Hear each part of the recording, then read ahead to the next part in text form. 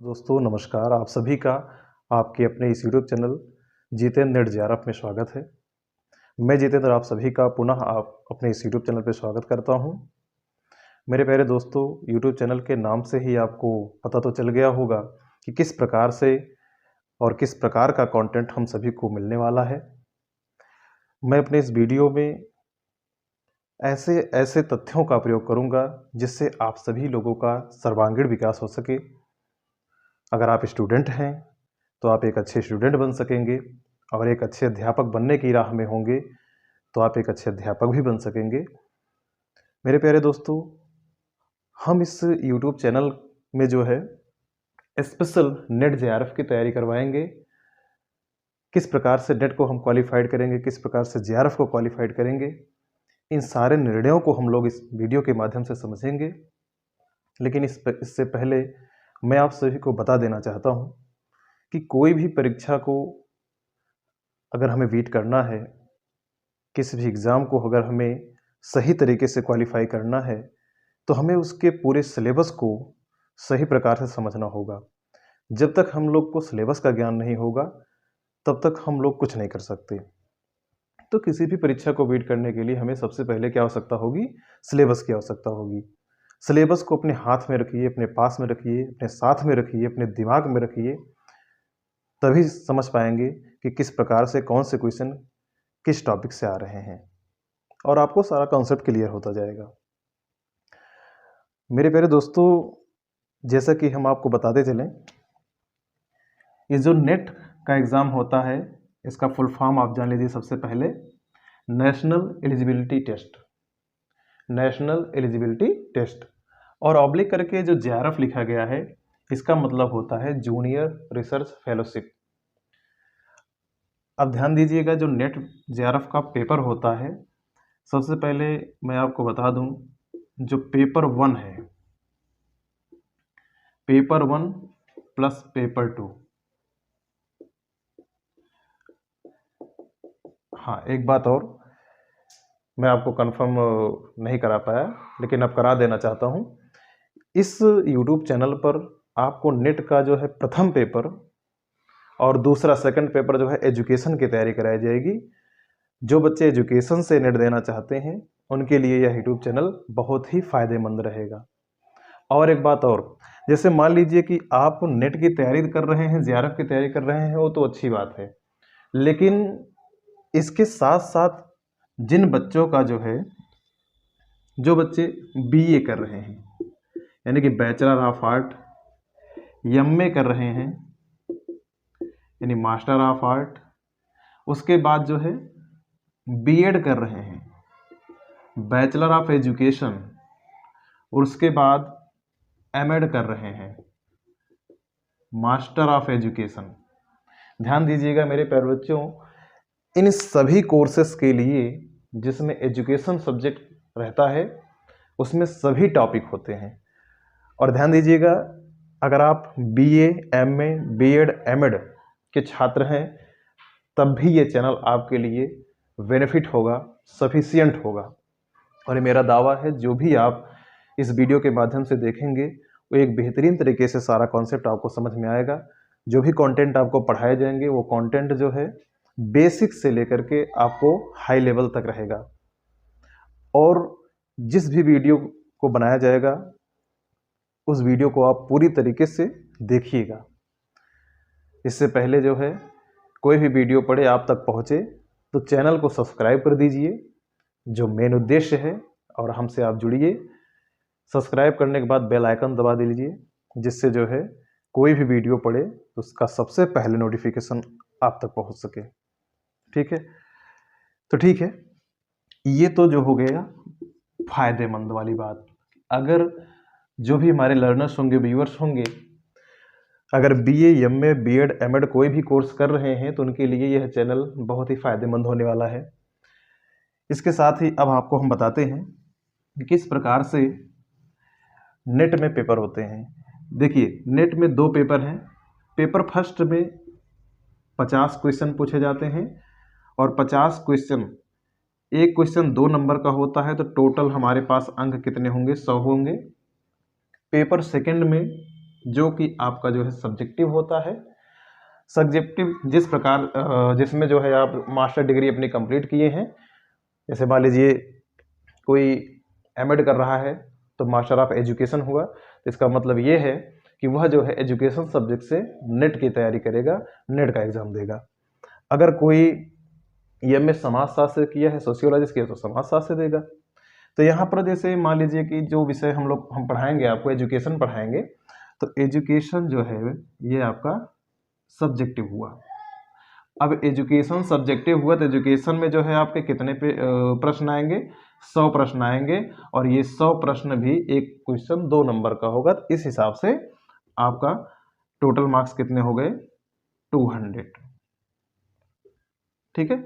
इस प्रकार से पेपर फर्स्ट के 50 क्वेश्चन यानी 100 नंबर के, और पेपर 2 100 क्वेश्चन यानी कि 200 नंबर के, टोटल मिला के हमारे पास कितने अंक हो जाते हैं, 300 अंक का।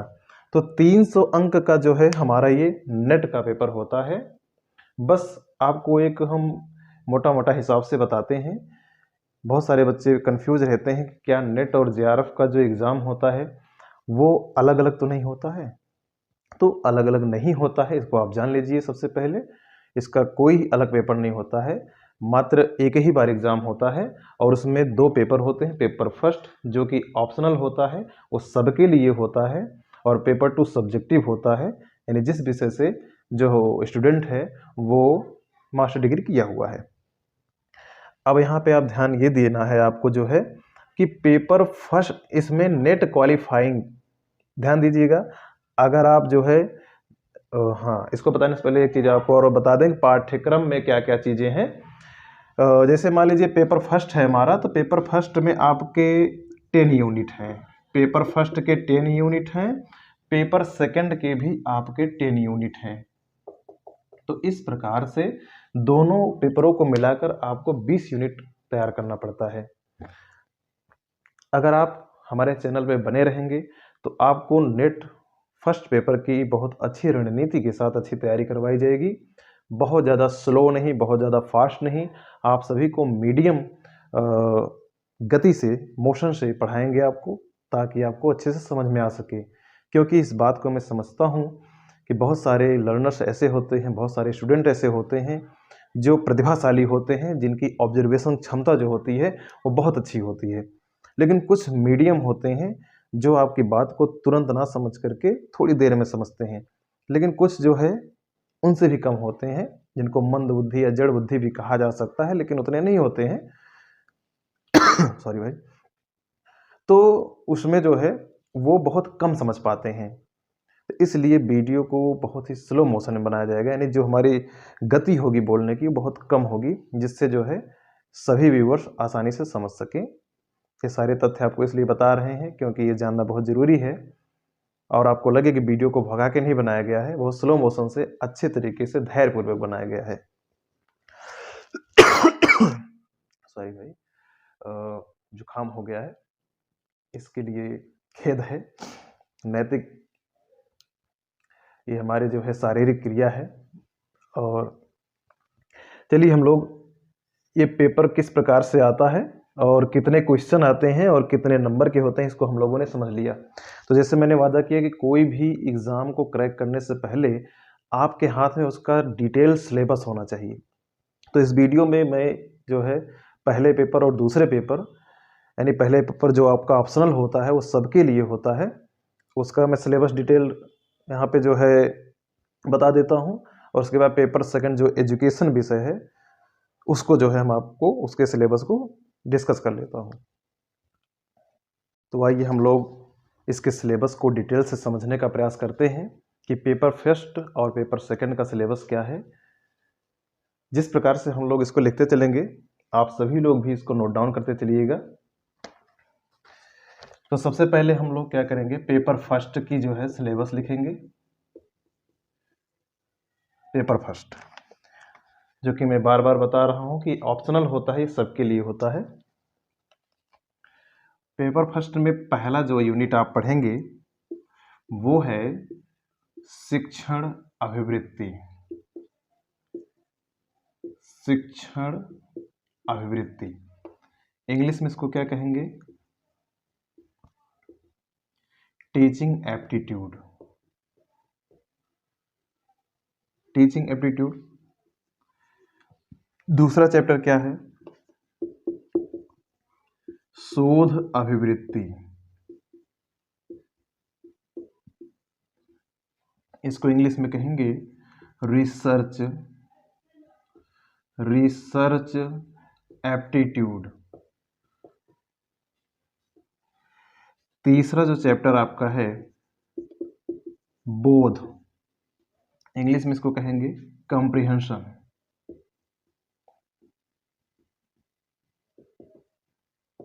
कॉम्प्रिहेंशन है। जो चौथा आपका यूनिट है वो है संप्रेषण। संप्रेषण का तात्पर्य ये है जैसे कि क्लास में एक टीचर बच्चों को पढ़ा रहा है तो बच्चे उसको ध्यान से देखते हैं। अगर बच्चों में और टीचर में कोई भी तारतम्यता नहीं बन रही है पढ़ाते समय, यानी कि टीचर पढ़ा रहा है बच्चा नहीं देख रहा है, तो इसका मतलब ये है कि टीचर और बच्चों में कोई भी कम्युनिकेशन नहीं हो रहा है।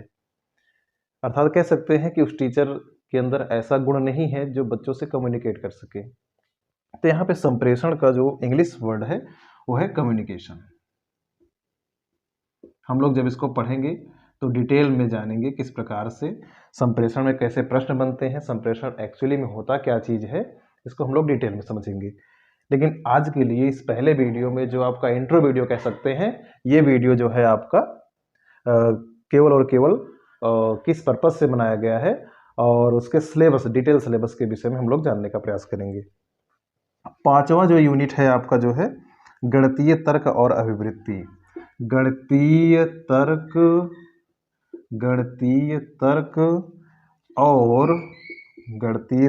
और अभिवृत्ति। गणितीय तर्क और अभिवृत्ति। ध्यान से देखिए, इसको क्या कहेंगे अंग्रेजी में? Mathematical reasoning and aptitude. Mathematical reasoning and aptitude. ध्यान दीजिएगा, ये हमारे 5 टॉपिक हैं, 5 यूनिट है। इतना अगर आप लिख ले रहे हैं तो इसको हम इरेज करके दूसरा लिखते हैं, यानी यूनिट 6 से लिखते हैं। इसको आप लिख लीजिए, इसकी स्क्रीनशॉट कर लीजिए तब तक, ठीक है। इसको हम मिटा रहे हैं, आप सभी लोग इसको लिख लिए होंगे।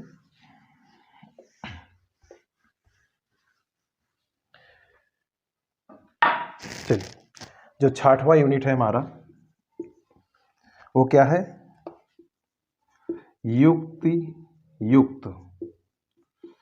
युक्त तर्क और अभिवृत्ति। युक्त तर्क और अभिवृत्ति। इसके लिए जो इंग्लिश वर्ड बना हुआ है वह है लॉजिकल रीजनिंग।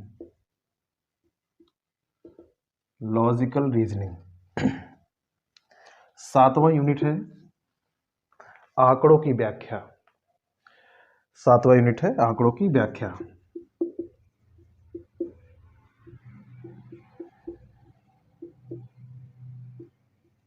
जिसको इंग्लिश में क्या कहते हैं? Data interpretation. Data interpretation.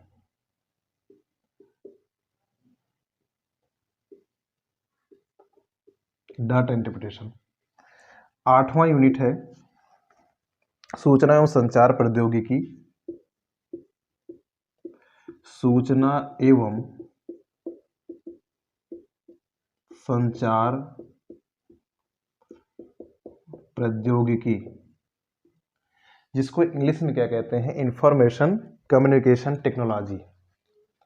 English में लिख लीजिए, information communication technology. Short form में इसको क्या कहते हैं मेरे प्यारे बच्चों? आईसीटी। शॉर्ट फॉर्म में इसको आईसीटी कहते हैं। जब इन चैप्टरों को आपको डिटेल में पढ़ाया जाएगा बहुत ही आनंद आएगा, क्योंकि इसका विस्तार आपको हम इस प्रकार से करेंगे तो मुझे लगता है कि यूट्यूब चैनल पर अभी आपको फ्री कंटेंट में इस प्रकार का वीडियो कहीं नहीं मिलेगा। एक बात और बता देना चाहते हैं कि जो भी यूट्यूब चैनल वाले होते हैं, देखिए आपको अच्छा पढ़ाने के चक्कर में कहते हैं आप पेड कोर्स लीजिए, लेकिन यहाँ पर आपको हम ये कह रहे हैं क्योंकि यह चैनल जो है फ्री ऑफ कॉस्ट में आपको पढ़ाने का प्रयास करेगा। मेरा मकसद ही यही है कि जो भी बच्चे इस वीडियो को देखें वो एक अच्छी राह पे चलें, अच्छे नैतिकवान बने, चरित्रवान बने। इसको देखने के बाद उनके अंदर एक अलग सी प्रकार से ऊर्जा आए, अपने माँ बाप के प्रति उनका सम्मान बढ़े, गुरु के प्रति सम्मान बढ़े, समाज के प्रति सम्मान बढ़े, देश के प्रति प्रेम बढ़े। इस प्रकार के सारे गुण उनके अंदर विद्यमान हो, इस पर्पज से हम इस वीडियो को बना रहे हैं, बाकी ऐसा कुछ है नहीं। तो इस वीडियो को शुरू से लेकर अंत तक देखना ही देखना है। चलिए 9वें चैप्टर के लिए हम चर्चा कर लेते हैं। 9वां चैप्टर क्या है? लोक विकास और पर्यावरण। जो आपका 9वां टॉपिक है, लोक विकास एवं पर्यावरण। लोक विकास एवं पर्यावरण, इसको इंग्लिश में क्या कहते हैं? People development and environment. People development,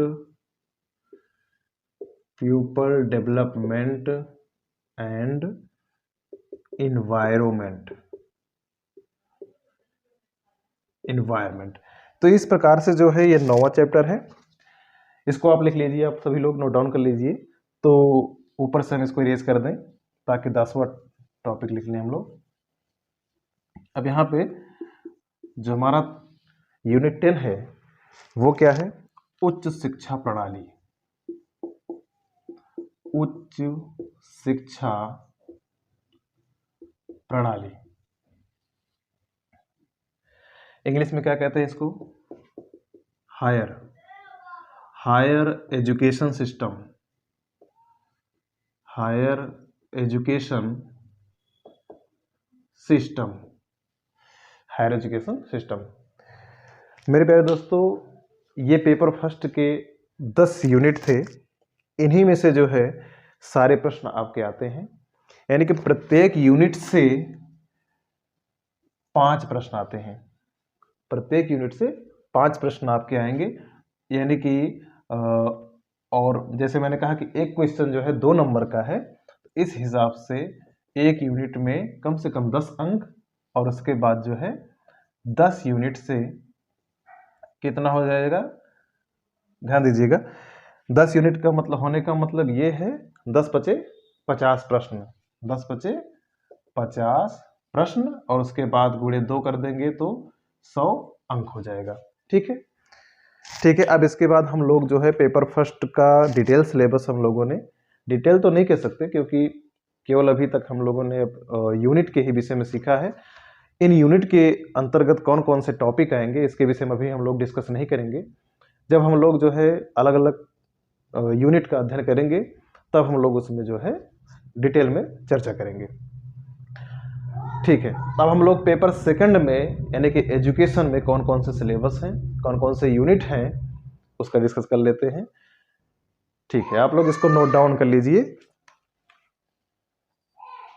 ठीक, नोट डाउन कर लिए होंगे आप सभी लोग। चलिए, अब हम लोग पेपर सेकंड का जो है डिटेल सिलेबस जो है डिस्कस करेंगे।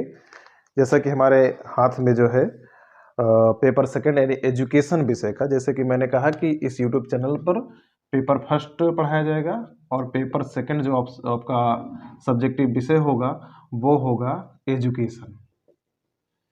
एजुकेशन विषय में जो है कौन कौन से सिलेबस है, तो पहली इकाई है आपकी शैक्षणिक अध्ययन। साथ में आप लोग नोट डाउन करते रहिएगा, शैक्षणिक अध्ययन। इंग्लिश में क्या कहते हैं? Educational studies. Educational studies. English में क्या कहेंगे इसको? Educational studies. दूसरा है शिक्षा का इतिहास। शिक्षा का इतिहास, राजनीति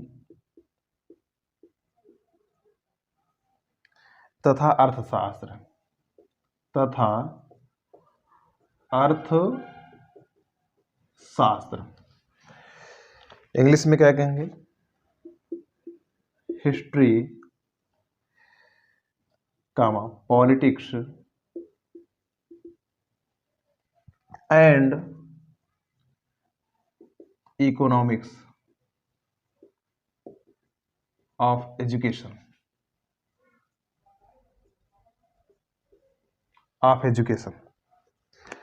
अब इसका तीसरा चैप्टर क्या है, यानी तीसरी यूनिट क्या है? आप सभी लोग इसको नोट डाउन करते रहिए। शिक्षार्थी तथा अधिगम प्रक्रिया। शिक्षार्थी तथा अधिगम प्रक्रिया, यानी कि क्या कहेंगे? लर्नर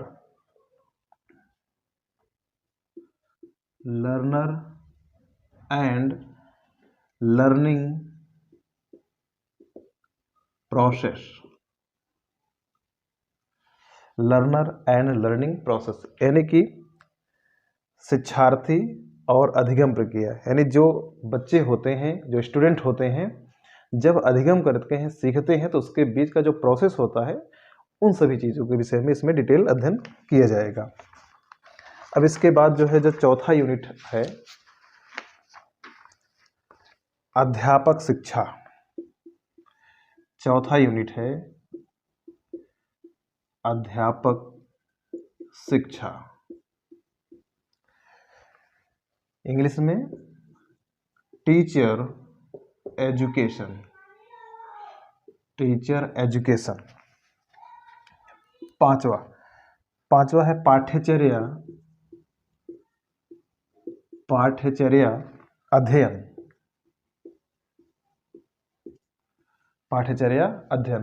इसको क्या कहेंगे? Curriculum studies.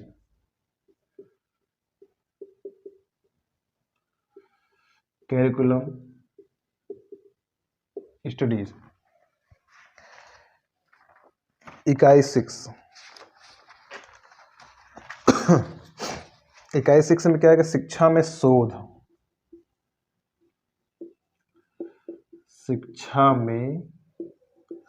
ये चैप्टर आपका मोस्ट इंपॉर्टेंट है, क्योंकि भाई इसी में पूरा उद्देश्य ही टिका हुआ है।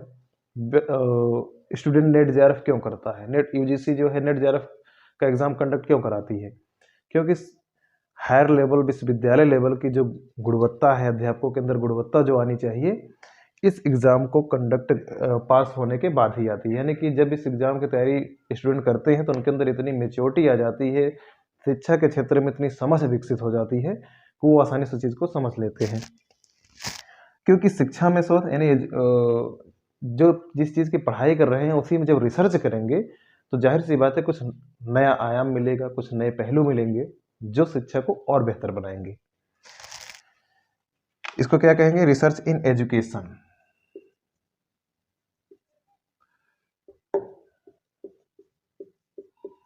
Research in education. ठीक है, आप सभी लोग इतना नोट डाउन कर लीजिए, फिर उसके बाद हम लोग नेक्स्ट यूनिट को ऊपर लिख देते हैं। नोट डाउन कर लीजिए या स्क्रीनशॉट ले लीजिए, जिससे आसान हो सके। ठीक है, अब यहाँ पे हम इसको मिटा रहे हैं।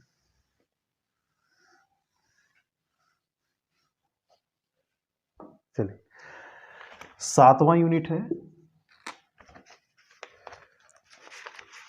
ये सिलेबस डिटेल हमने निकाला हुआ है, इसी सिलेबस से हम लोग पढ़ने का प्रयास करेंगे। शिक्षण शास्त्र, प्रौढ़ शिक्षा,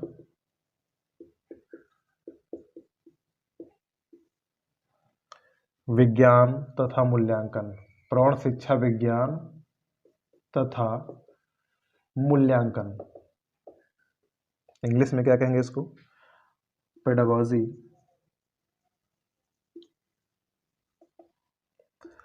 एंड्रोगोजी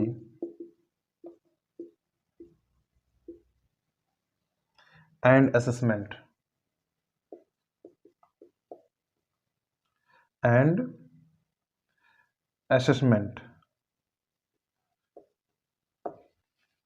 ठीक है, ये इसका इंग्लिश हो गया, पेडागोजी एंड्रोगोजी एंड असेसमेंट।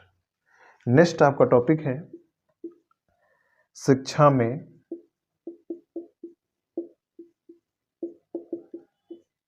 ऑब्लिक के लिए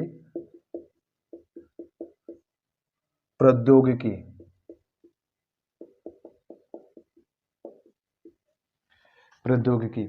इसके लिए इंग्लिश क्या यूज किया गया है? Technology in oblique for education.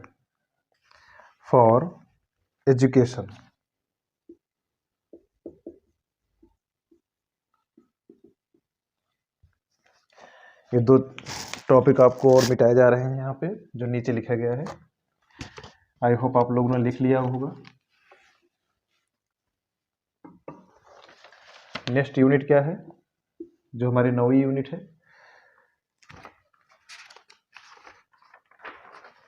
शैक्षिक प्रबंधन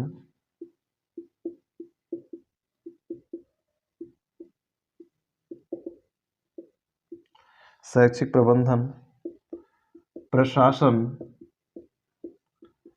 एवं नेतृत्व। इसके लिए इंग्लिश क्या यूज किया गया? एजुकेशनल मैनेजमेंट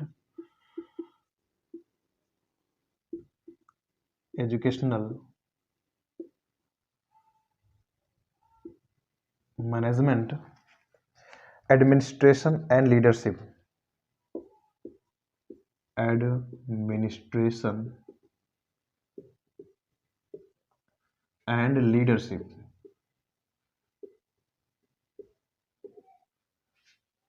ठीक है, educational management administration and leadership, ये आपका 9वां यूनिट है, जिसकी हिंदी इसकी इंग्लिश है। यूनिट 10 यानी जो अंत है इसका, वो है आपका समावेशी शिक्षा। ये भी बहुत इंपॉर्टेंट चैप्टर है, इससे भी बहुत ज़्यादा क्वेश्चन आता है। समावेशी शिक्षा ये क्यों इंपॉर्टेंट है? जब इन यूनिटों का जो है जब सेपरेट वीडियो बनने लगेगा, तो उन वीडियो में हम इसका डिटेल अध्ययन करेंगे, डिटेल इसमें बताएंगे कि समावेशी शिक्षा क्यों जो है, इंक्लूसिव जो एजुकेशन है वो क्यों इंपॉर्टेंट है। इंक्लूसिव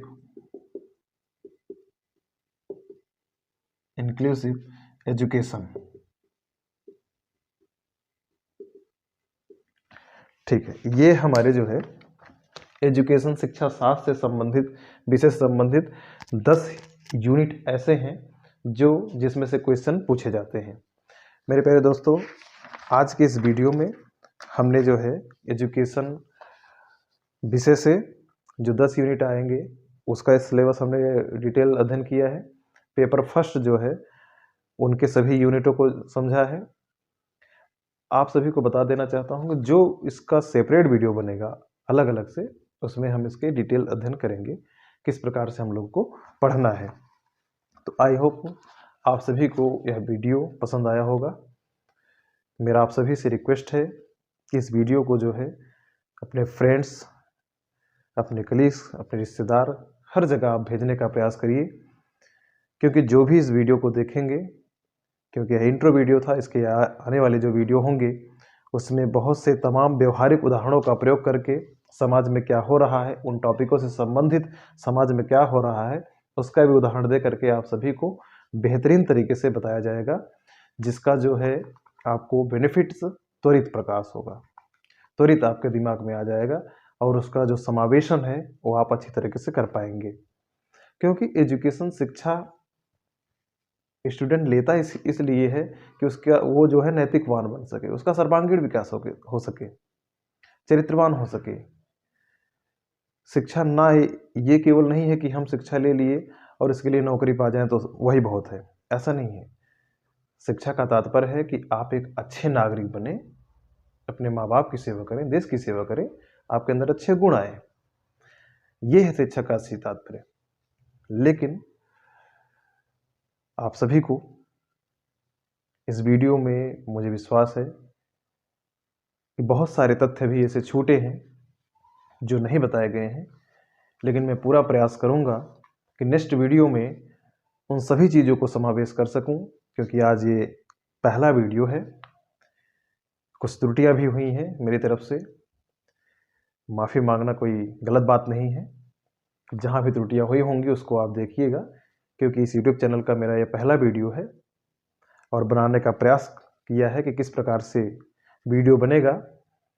और धीरे धीरे आप सभी के सहयोग से, आप सभी के प्यार से, आपके सभी के दुलार से यह वीडियो आगे जाएगा और भी आगे वीडियो बनाए जाएंगे, जिस उद्देश्य से यह चैनल का निर्माण किया गया है, जितेंद्र नेट जेआरएफ।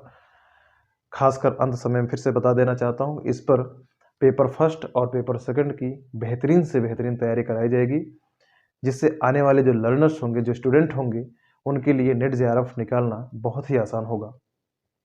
और एक बात बता दें कि नेट जेआरएफ करना क्यों इतना ज़रूरी है, इस बात के लिए एक सेपरेट वीडियो आपको हम डिटेल में बताएंगे। नेट जेआरएफ करने के क्या फ़ायदे हैं उसका भी हम लोग अध्ययन करेंगे किसी सेपरेट वीडियो में। तब तक के लिए मेरे प्यारे मित्रों, आप सभी का पुनः बहुत बहुत धन्यवाद वीडियो को देखने के लिए।